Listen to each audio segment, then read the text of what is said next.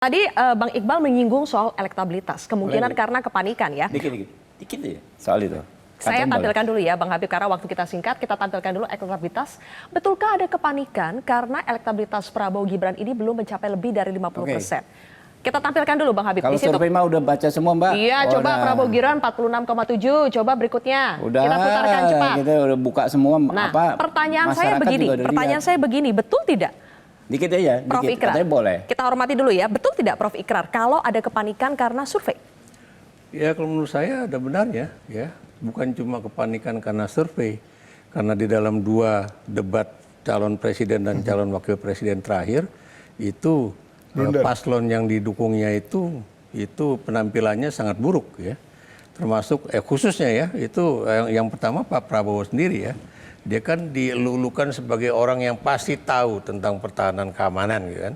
Ternyata waktu debat ya, pertama Pak Prabowo itu dalam situasi yang lelah, makanya kelihatannya nggak begitu konsen dalam debat calon presiden pada saat itu ya. Yang kedua, anaknya sendiri itu melakukan suatu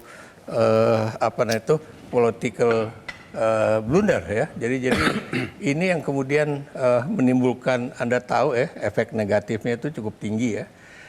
Dan kalau kita lihat juga apa istilahnya itu suara-suara publik yang melalui X ataupun yang mana ya, akibat dari pernyataan presiden tadi pagi ya, kemarin pagi atau tadi pagi? Yang di Lanut? Kemarin pagi kemarin. ya itu nilainya negatifnya sampai 90,5% kalau nggak salah negatifnya. Ya, itu menunjukkan bahwa ini pandangan publik loh ya, bukan pandangan misalnya jadi politisi. Pernyataan presiden kemarin itu justru backfire, bumerang ya, walaupun jadi presiden. buat saya itu bagus. Kenapa bagus?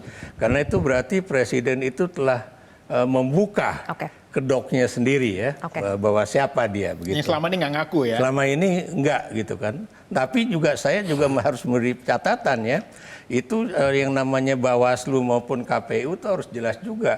Kunjungan kerja itu masuk dalam kategori kampanye atau bukan gitu. Kunjungan kerja yang mana ini? Banyak ya kunjungan kerja. Yang terakhir yang di Jawa Tengah. Ke Jawa Tengah ya, itu udah 3 kali loh ya. Dan itu jelas sekali. Dia bukan cuma membantu masyarakat dengan karung beras yang 10 kiloan plus ini bansos dan uang ya. Tapi juga ada yang namanya BLT Puso ya. Jadi petani yang gagal panen per hektar itu 8 juta dan satu kelompok tani ada yang dapat 122 juta. Sudah ada tindakan-tindakan yang terindikasi itu berkampanye? Kalau buat saya itu kampanye. Jelajahi cara baru mendapatkan informasi. Download Metro TV Extend sekarang.